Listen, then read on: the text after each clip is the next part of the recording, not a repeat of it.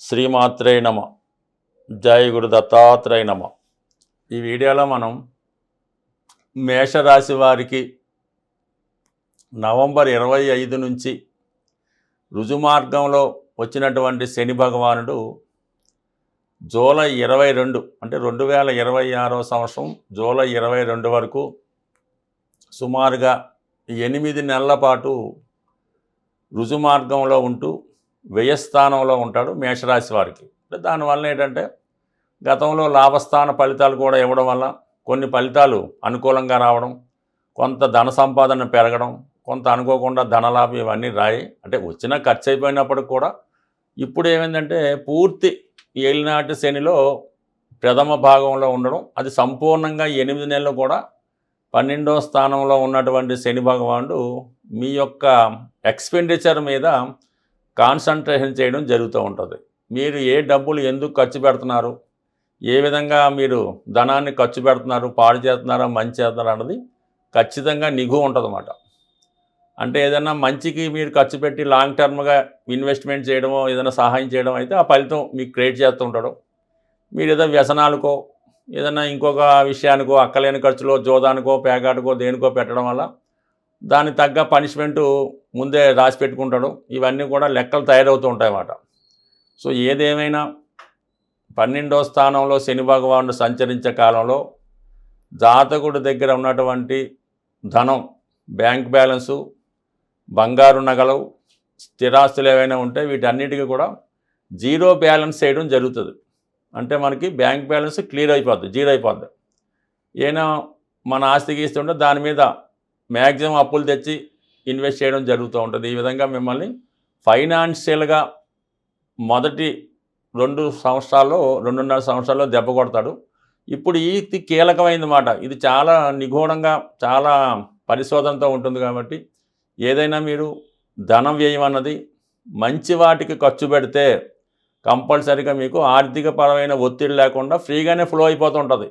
మీకు మంచి కార్యక్రమాలకు డబ్బు ఖర్చు పెడుతున్నారు, ఇంట్లో అవసరాలకి, తల్లిగారి అవసరాలకి, గృహోపకరణాలకి, ఇలాగ మంచిది రెస్పెక్ట్ఫుల్గా పిల్లలకి ఇవన్నీ బాధ్యతతో కూడుకున్న ఖర్చులు చేస్తే దాని తగ్గ ధనం వచ్చేస్తుంది. మీది షేర్ మార్కెట్లో పెట్టుబడి పెడతాను, లేదంటే బెట్టింగ్ ఆడతాను, లేదంటే ఏదో కంచే బార్కి వెళ్ళి ప్యాక్ ఆడి రిలాక్స్ అవుతూ ఉంటాను అంటే మాత్రం ఈ డబ్బు బ్లాక్ అయిపోతూ ఉంటుంది. మొత్తం మీద ఈ డబ్బు ఫ్లో అయిపోతుంది అన్నమాట. అప్పుడు మీరు ఇబ్బంది పడతారు. కాబట్టి సవ్యమైన మార్గంలో ధనం ఖర్చు పెట్టడానికి బాగుంటుంది. ఏంటంటే శని భగవానుడు మీకు రాజ్య లాభాధిపతిగా వచ్చిన లాభాన్ని ఇన్వెస్ట్మెంట్ చేయడం, వృత్తిపరంగా అంటే ఏదైనా కొత్త వ్యాపారం పెట్టడానికి అవకాశం ఇస్తాడు. అంటే అది మేషరాశి కూడా ఇండస్ట్రీకి సంబంధించింది కాబట్టి ఏదన్నా ఒక పరిశ్రమ స్థాపించాలన్నా, ఒక ఫ్యాక్టరీ పెట్టాలన్నా, ఏదన్నా ఒక కన్స్ట్రక్షన్ చేయాలన్నా, అలాగే ఏదన్నా వ్యవసాయం చేయాలన్నా, అంటే పూర్వకాలం అంటే ఒక ఇల్లు కట్టుకోవాలన్నా, పొలం దున్నాలన్నా, భూమి కొనాలన్నా కొంచెం శరీరం కష్టపడి వ్యవసాయం చేస్తూ ఉండేవాడు. పూర్వకాలం భూమి కొనాలంటే వ్యవసాయం చేసేవాడు. ఈ విధంగా శారీరక శ్రమ ఉపయోగించేసే అంటే ఇప్పుడు మనుషులు పెట్టుకు చేయించుకున్నా కొంత సొంత పర్యవేక్షణలో వ్యక్తిగతంగా కష్టపడవలసిన పరిశ్రమ ఏదన్నా పెట్టుకుంటే, అంటే ఒక ఇటుకల పరిశ్రమ అనుకుందాం, లేదనుకుంటే ఒక క్వారీ పెట్టామనుకుందాం, ఇవన్నీ కొంత శ్రమ పడడం వల్ల కంప్లీట్గా మీరు దానివల్ల లాభం పొందే అవకాశం ఉన్నదన్నమాట. ఎందుకంటే ఇవన్నీ కూడా ఈ మేషరాశి వారికి కలిసి వచ్చే వ్యాపారాలు అన్నమాట. Construction, iron factory, iron and steel, quarry, cement, అలాగే ఈ వాటర్ సంబంధించింది, ఇవన్నీ కూడా మీకు కలిసి వచ్చాయి. కాబట్టి ఫార్మా, మెడికల్, చేపల పెంపకం, ఏదన్నా మీరు 10 మందితో అంటే మీ స్టాఫ్తో కలిసి మీరు పనిచేస్తే కంప్లీట్గా మీకు అది లాభాన్ని ఇస్తుంది. నెమ్మదిగా లాంగ్ టర్మ్లో మీకు లాభం కలిగిస్తుంది. ఎప్పుడు కూడా శని 8,000లో ఉన్నప్పుడు మీరు పెట్టే ఏ పరిశ్రమ ఒక 2 సంవత్సరాలు వెయిట్ చేయవలసి ఉంటుంది. 2 సంవత్సరాల వరకు దాని మీద పెట్టుబడి పెడుతూనే ఉండాలి.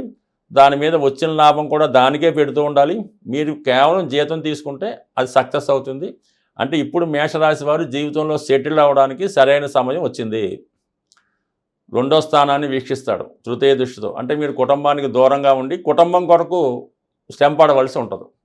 అలాగే కుటుంబంలో ఏదో ఒక సమస్య నిరంతరం వస్తూ ఉంటుంది. దానివల్ల వృత్తి మీద కాన్సన్ట్రేట్ చేయలేకపోతుంటారు. ఏదో ఎవరికో ఒంట్లో బాగోదు, ఇంకొక ఇబ్బంది వస్తుంది. దానివల్ల ఏంటంటే వాటి మీద మనం దృష్టి పెట్టలేదు. అంతసేపు పని ఉంటుంది.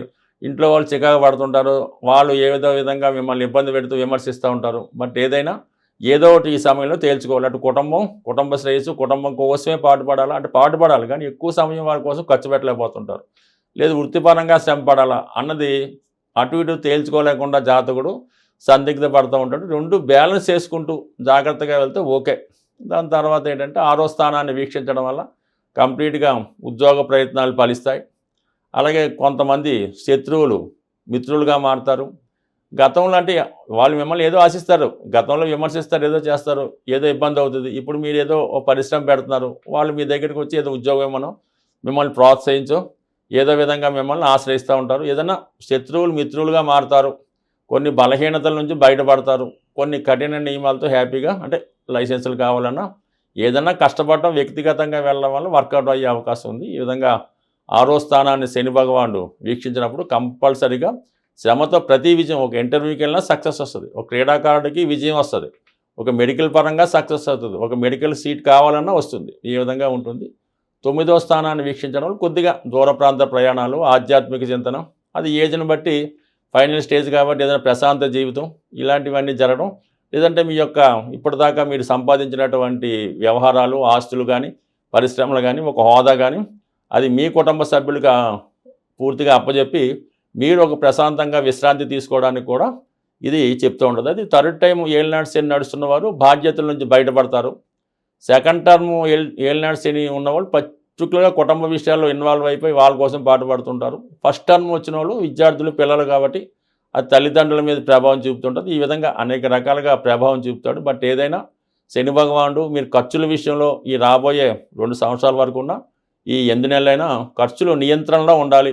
మీరు ఖర్చు పెట్టే ప్రతి పైసా కూడా అది సద్వినియోగపరిచే విధంగా న్యాయమైన మార్గంలో ఉండాలి తప్ప వేరే వ్యసనాలకో ఎంటర్టైన్మెంట్కో ఖర్చు పెడితే మీ యొక్క ఫైనాన్షియల్ స్టేజ్ అన్నది ఆగిపోవడం, ఇబ్బంది పడడం కూడా జరుగుతుంది. బట్ ఏదైనా ఈ విషయంలో జాగ్రత్త తీసుకుంటే ఇప్పుడు మనం చెప్పబోయే రెమెడీలు కూడా మీ జీవితంలో అభివృద్ధి చెందడానికి చాలా వరకు ఉపయోగపడతాయి. ఏదైనా జాతకంలో, జన్మ జాతకంలో, గోచార ఫలితాల్లో గ్రహాలు జాతకుడిని ఇబ్బంది పెడుతున్నప్పుడు ఆ గ్రహానికి తగు విధంగా పరిహారం, శాంతులు చేయించుకోవడం జరుగుతూ ఉంటుంది. ఒకప్పుడు గ్రహాలకి జపాలు అవి చేసి దానం అది ఇవ్వడం అది ఇతరుల ద్వారా చేయించడం జరుగుతూ ఉండేది. కాలగమనంలో అంత నిష్ఠాతులైనటువంటి పండితులు లేకపోవడం వల్ల అది పెద్దగా నెమ్మదిగా ఆ ఆచారం అనేది తగ్గడం జరిగింది. ఈ నవీన కాలంలో ఎవరికి వారు స్వతంత్రంగా చేసుకునే పరిహారాలే బాగా పనిచేయడం జరుగుతూ ఉంటుంది. కొంతవరకు దానాలు అవి చేయడం వల్ల కూడా పరిహారాలు అన్నవి న్యూట్రల్ అవ్వడం జరుగుతూ ఉంటుంది. అంటే ఏదైనా మనం చేసుకున్న దాన్ని బట్టి ఉంటుంది. అన్ని గ్రహాల్లో కల్లా శని భగవానుడు పెట్టే ఇబ్బందులు అలాగే ఉంటాయి. అతని పరిహారం కూడా చాలా సింపుల్గా ఉంటుందన్నమాట. అసలు ఒక రూపాయి ఖర్చు లేకుండా శని భగవానుడికి మనం పరిహారం చేసుకోవచ్చు. ఆ పరిహారం అంటే శని ఎలాగైతే నెమ్మదిగా సంచరిస్తుంటాడో పరిహారం కూడా నెమ్మదిగా ఫలితాన్ని ఇస్తూ ఉంటుంది. ఆ పరిహారాన్ని మీరు ఎప్పుడూ చేస్తూ ఉండాలి. ఏదో కొన్నాళ్ళు చేసి మానేస్తే కుదరదు. అది ఎప్పుడూ చేస్తూ ఉంటే దాని యొక్క ప్రభావం మీకు ఉంటుంది. శని యొక్క నెగిటివ్ ప్రభావం తగ్గి పాజిటివ్ ప్రభావం మీ మీద పడుతూ ఉంటుంది. చాలా అందరికీ తెలుసు, శని భగవానుడు యొక్క అదే ఆహార పదార్థాలు నువ్వులు శనికి చెందినవి కాబట్టి శని భగవానుడికి ఏదైనా ఒక మీ యొక్క జన్మ నక్షత్రానికి అది శని ప్రభావం ఉన్నప్పుడు మీ జన్మ నక్షత్రం రోజున కానీ, మీ జన్మ నక్షత్రానికి 6వ తార సాధన తార రోజు కానీ, అది కూడా శనివారం అలాగొచ్చినప్పుడు శివాలయంలో ఉన్నటువంటి శని భగవానుడికి, అంటే మిగతా చోట కాదు, అది ఎక్కువ ఫలితం ఇస్తూ ఉంటుంది. శివాలయంలో ఉన్నటువంటి శని భగవానుడికి విధి విధానంగా 8 సంఖ్య వచ్చేలాగా 800 గ్రాములు తైలాభిషేకం చేసుకోవచ్చు. సో అలాగే నువ్వుల దానం, పూజా కార్యక్రమాలు చేసుకోవచ్చు. అయితే శని భగవానుడికి పరిహారం చేస్తున్నప్పుడు చాలా నిడారంభరమైన జీవితాన్ని గడుపుతూ ఉండాలన్నమాట.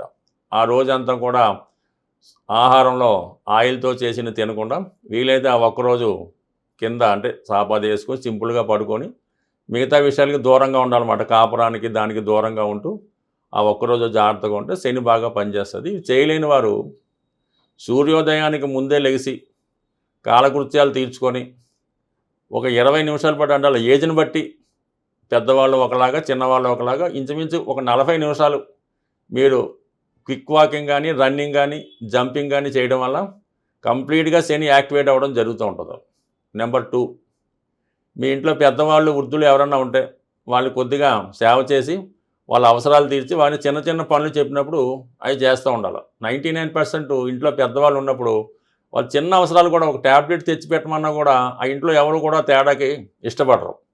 వాళ్ళే పాపం ఎవరినో బతిమాలో వాళ్ళే వెళ్ళి తెచ్చుకుంటూ ఉంటారు. అలా కాకుండా వాళ్ళ అవసరాలకి ఒక మంచి లేనివ్వటం, ఒక ట్యాబ్లెట్ తెచ్చిపెట్టడం, ఈ విధంగా పెద్దవారికి సేవ చేయడం వల్ల కంప్లీట్గా మీకు శని భగవానుడు ఆశ్రయిస్తాడు. కొద్దిగా అవకాశం ఉన్నవాళ్ళు, ఇది బాగా చలికాలం కాబట్టి ఎవరైతే ఇబ్బంది పడుతుంటారో ఈ రోడ్డు పక్కన పడుకునేది ఉంటుంటారు, అటువంటి వాళ్ళకి మంచి రగ్గు కానీ, కాళ్ళకి చెప్పులు కానీ ఇవ్వడం వల్ల శని భగవానుడు మీకు సంతోషించే అవకాశం ఉంది. అలాగే ఇది మనకు అనాశరణాలు అవి ఉంటాయి, లేదంటే పిల్లలు చదువుకునే హాస్టల్స్ ఉంటాయి కదా, కొన్ని హాస్టల్స్ ఉంటాయి. ఆ హాస్టల్లో పిల్లలకి ఏం చేస్తారంటే మీరు ఈ స్టీల్ ప్లేట్లు, వాళ్ళు భోజనం చేసే స్టీల్ ప్లేట్లు వాళ్ళు భోజనం చేసే సైజులో స్టీల్ ప్లేటు, ఒక స్టీల్ గ్లాసు, అలాగే ఒక స్టీల్ బౌలు సెట్ అంతా కలిపి ఒక 100-150 రూపాయలు రావచ్చు.